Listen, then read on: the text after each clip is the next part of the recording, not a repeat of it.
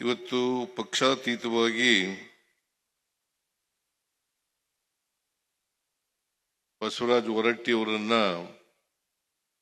ಸನ್ಮಾನ ಮಾಡತಕ್ಕಂತ ಪಕ್ಷಾತೀತವಾಗಿ ಮಾಡ್ತಾ ಇದ್ದೀವಿ ಅಂತಂದ್ರೆ ಅವರು ಒಬ್ಬರ ಅಜಾತ ಶತ್ರುಗಳು. ಎಲ್ಲ ಪಾರ್ಟಿಯವರ ಜೊತೆನೂ ಕೂಡ ಸ್ನೇಹವನ್ನ ಇಟ್ಟುಕೊಂಡಿರ್ತಕ್ಕಂಥವ್ರು, ಉತ್ತಮ ಬಾಂಧವ್ಯವನ್ನ ಹೊಂದಿರತಕ್ಕಂಥವ್ರು. ಹಾಗಾದಾಗ ಮಾತ್ರ ಪಕ್ಷಾತೀತವಾಗಿ ಅವರನ್ನು ಸನ್ಮಾನ ಮಾಡಲಿಕ್ಕೆ ಸಾಧ್ಯ ಆಗ್ತದೆ. ಸೊ ಹೊರಟ್ಟಿಯವರು ನೇರ ನುಡಿಯ ದಿಟ್ಟ ವ್ಯಕ್ತಿತ್ವವನ್ನು ಹೊಂದಿರತಕ್ಕಂಥ ಒಬ್ಬ ರಾಜಕಾರಣಿ ಅಂತ ಹೇಳಿದ್ರೆ ಅದು ತಪ್ಪಾಗ್ಲಿಕ್ಕಿಲ್ಲ. 1980ನೇ ಇಸ್ವಿ ಅವರು ನನಗಿಂತ ಮೊದಲು 3 ವರ್ಷ, ನಾನು 83ರಲ್ಲಿ MLA ಆದೆ. ಅವರು 80ರಲ್ಲೇ ವಿಧಾನ ಪರಿಷತ್ತಿಗೆ ಆಯ್ಕೆಯಾಗಿ ಬಂದಿದ್ರು. 83ರಿಂದ ಇವತ್ತಿನವರೆಗೆ ಸುಮಾರು 4 ದಶಕಗಳಿಗೂ ಹೆಚ್ಚು ಕಾಲ ನನ್ನ ಅವರ ಸ್ನೇಹ ಇದೆ, ಇವತ್ತಿಗೂ ಇದೆ, ಮುಂದೇನೂ ಇರ್ತದೆ ಅಂತಕ್ಕಂಥ ಮಾತುಗಳನ್ನು ಹೇಳಲಿಕ್ಕೆ. ಒಬ್ಬ ಸ್ನೇಹ ಜೀವಿ, ಆಡಂಬರ ಇಲ್ಲ, ಅಧಿಕಾರದ ಮದ ಇಲ್ಲ. ಯಾವತ್ತೂ ಕೂಡ 8 ಬಾರಿ ಗೆದ್ದಿದ್ರು ಕೂಡ ಅದು ಶಿಕ್ಷಕರ ಕ್ಷೇತ್ರದಿಂದ 8 ಬಾರಿ ಗೆದ್ದಿರ್ತಕ್ಕಂಥದ್ದು. ಶಿಕ್ಷಕರು ಪ್ರಜ್ಞಾವಂತ ಜನ, ಆ ಶಿಕ್ಷಕರ ಪ್ರಜ್ಞಾವಂತ ಮತದಾರರು ಇರ್ತಕ್ಕಂಥ ಕ್ಷೇತ್ರದಲ್ಲಿ 8 ಬಾರಿ ಗೆಲ್ತಕ್ಕಂಥದ್ದು ಅಂತಂದ್ರೆ ಅವರು ಶಿಕ್ಷಕರ ಸಮಸ್ಯೆಗಳಿಗೆ ಸ್ಪಂದಿಸ್ತಕ್ಕಂಥ ಕೆಲಸವನ್ನ ನಿರಂತರವಾಗಿ ಮಾಡ್ತಾ ಇದ್ದಾರೆ ಅಂತಕ್ಕಂಥ ಮಾತುಗಳನ್ನ ಈ ಸಂದರ್ಭದಲ್ಲಿ ಊಹಿಸ್ಕೊಳ್ಳಿಕ್ಕೆ ಸಾಧ್ಯ ಆಗ್ತದೆ. ನನಗೂ ಅವ್ರಿಗೂ ಸ್ನೇಹ ಸುಮಾರು 40 ವರ್ಷಗಳಿಗೂ ಹೆಚ್ಚು ಕಾಲದ್ದು ಅಲ್ಲ. ನಾನು 83 ಶಾಸಕನಾದ ಮೇಲೆ ಮೊದಲನೇ ಬಾರಿಗೆ ಭೇಟಿಯಾದೆ ಬಸವರಾಜ ಬೊಮ್ಮಾಯಿ, ಆಮೇಲೆ ಇವರಿಗೆ ಬಸವರಾಜ ಹೊರಟ್ಟಿ ಅವರಿಗೆ. ಆಗ ಭೇಟಿಯಾದ ಮೇಲೆ ಸ್ನೇಹ ಸ್ವಾಭಾವಿಕವಾಗಿ ಬಂತು. ನಾನು ಕೂಡ ಹಳ್ಳಿಯಿಂದ ಬಂದವನು, ಇವರು ಹಳ್ಳಿಯಿಂದ ಬಂದವರು. ಒಂದು ಸಾಮಾನ್ಯ ಕುಟುಂಬದಿಂದ ಬಂದಂಥವ್ರು, ನಾನು ಕೂಡ ಸಾಮಾನ್ಯ ಕುಟುಂಬದಿಂದ ಬಂದಂಥವ್ರು. ಯಾರಿಗೆ 2 ತರದ ಜನ ಇರ್ತಾರೆ ನಮ್ಮ ಸಮಾಜದಲ್ಲಿ. ಒಂದು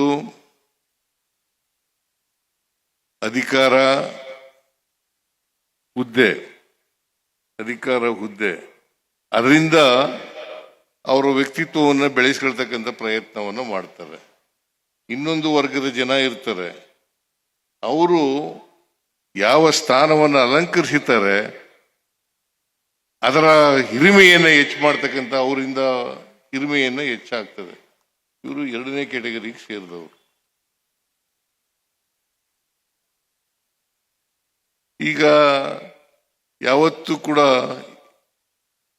45 ವರ್ಷಗಳಾದರೂ ಕೂಡ ಯಾವತ್ತು ಗರ್ವದಿಂದಾಗ್ಲಿ ಅಹಂಕಾರದಿಂದಾಗ್ಲಿ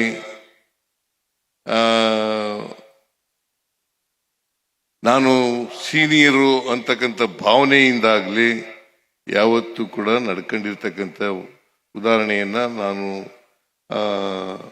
ನೋಡೇ ಇಲ್ಲ. ನನಗೆ ಯಾವತ್ತೂ ಕೂಡ ನಾನು ಬೇರೆ ಪಾರ್ಟಿನಲ್ಲಿ, ಅವರು ಬೇರೆ ಪಾರ್ಟಿನಲ್ಲೇ ಇದ್ದದ್ದು, ಹೆಚ್ಚಾಗಿ ಇಂಡಿಪೆಂಡೆಂಟ್ ಆಗಿ ಗೆದ್ದ ಮೇಲೆ ಬೇರೆ ಪಾರ್ಟಿನಲ್ಲೇ ಇದ್ದದ್ದು.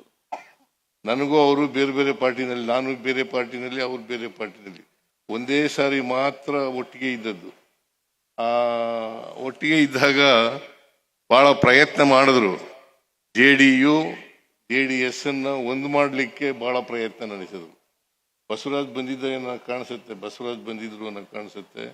ನಾವು ಅನೇಕ ಜನ ಸೇರಿದ್ದೋ. ಅವತ್ತು JDS ಒಂದಾಗಿದ್ದರೆ ಇವರ ಪ್ರಯತ್ನ ಯಶಸ್ವಿ ಆಯ್ತಿತ್ತು. ಅಲ್ಲಿ ಒಪ್ಕೊಂಡು ಹೋದ್ಮೇಲೆ ಅದಾಗ್ಲಿಲ್ಲ. ನಾವೆಲ್ಲರೂ ಕೂಡ ಇವ್ರ ಜಮೀನಿದೆ, ಪಕ್ಕದಲ್ಲಿ ಜಮೀನಿದೆ,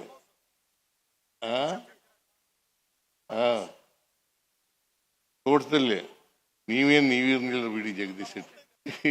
ಇವರು ಸೇರಿಸಿದ್ರು, ಬಹಳ ಜನ ಸೇರಿದ್ದು, ಸೇರಿ ಒಂದಾಗಬೇಕು ಅಂತಕ್ಕಂಥ ಒಂದು ತೀರ್ಮಾನಕ್ಕೆ ಬಂದು.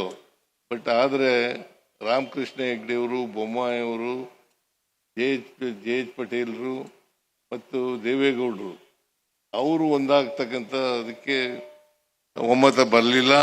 ಹಾಗಾಗಿ ನಾವು ಒಂದಾಗಲಿಲ್ಲ. ಸೊ ಇದರಿಂದ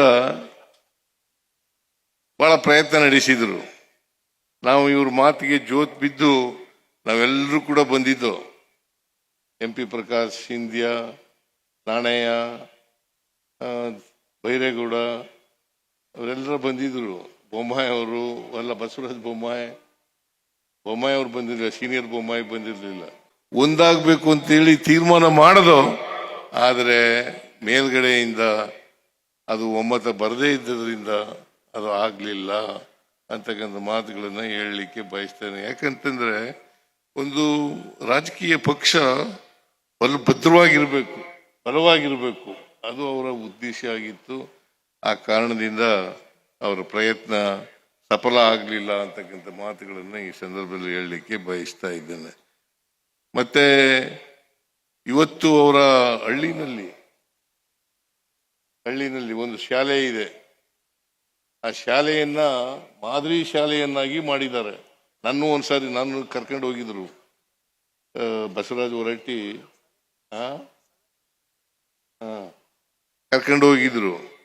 ಕರ್ಕೊಂಡು ಹೋಗಿ ಯಾವುದೇ ಖಾಸಗಿ ಶಾಲೆಗಿಂತ ಕಡಿಮೆ ಇಲ್ಲ, ಅದು ಅಷ್ಟರ ಮಟ್ಟಿಗೆ ಅದನ್ನ ಆ ಶಾಲೆಯನ್ನ ಮಾದರಿಯಾಗಿ ಮಾಡಿರ್ತಕ್ಕಂಥದ್ದನ್ನ ನಾವು ನೋಡ್ಲಿಕ್ಕೆ ಸಾಧ್ಯ ಆಗ್ತದೆ. ಅಂದ್ರೆ ಅವರು ಓದಂತ ಶಾಲೆ, ಆ ಶಾಲೆಯನ್ನ ಅಭಿವೃದ್ಧಿಪಡಿಸ್ತಕ್ಕಂಥದ್ದು ಪ್ರತಿಯೊಬ್ಬರು ಕೂಡ ಅವರವರು ಓದಂತ ಶಾಲೆಯನ್ನ ಅಭಿವೃದ್ಧಿಪಡಿಸಿದ್ರೆ ಬಹುಶಃ ಅದರಿಂದ ಹೆಚ್ಚು ಅನುಕೂಲ ಆಗ್ತದೆ ಅಂತಕ್ಕಂಥ ಮಾತುಗಳನ್ನ ಹೇಳಲಿಕ್ಕೆ ಬಯಸ್ತಾ ಇದ್ದೇನೆ. ಬಸವರಾಜ ಹೊರಟ್ಟಿಯವರು ಅವರನ್ನ ಹೋರಾಟದ ಹೊರಟ್ಟಿ ಅಂತಲೇ ಕರೀತಾರೆ. ಕಾರಣ ಯಾಕಪ್ಪ ಅಂತಂದ್ರೆ ಅವರು 8 ಅವಧಿನಲ್ಲಿ ಈಗ 45 ವರ್ಷ ಆಗಿದೆ, ಇನ್ನು 3 ವರ್ಷ ಇರ್ತದೆ. ಬಹುಶಃ ಮುಂದಿನ ಚುನಾವಣೆಗೂ ನಿಲ್ತಾರೆ ಅಂತಕ್ಕಂಥ ಭಾವನೆ ನನಗಿದೆ. ನಿಲ್ತಾರ ಏನಪ್ಪ? ಇಲ್ಲ ಅಂತ ಹೇಳಲ್ಲ, ನಿಲ್ತಾನೆ. ಈಗಾಗಲೇ ದಾಖಲೆ ನಿರ್ಮಾಣ ಮಾಡಿದ್ದಾರೆ. ಇನ್ನು ಯಾರು ಕೂಡ ಇನ್ನು ಮುಂದೆ ಶಿಕ್ಷಣ ಕ್ಷೇತ್ರದಿಂದ ಈ ದಾಖಲೆಯನ್ನ ಮುರಿಲಿಕ್ಕೆ ಸಾಧ್ಯ ಇಲ್ಲ. ಆ ತರದ ರೀತಿಯಲ್ಲಿ ಈ ದಾಖಲೆಯನ್ನ ನಿರ್ಮಾಣ ಮಾಡ್ತಾರೆ ಅಂತಕ್ಕಂಥ ಮಾತುಗಳನ್ನ ಈ ಸಂದರ್ಭದಲ್ಲಿ ಹೇಳಲಿಕ್ಕೆ ಬಯಸ್ತಾ ಇದ್ದೇನೆ.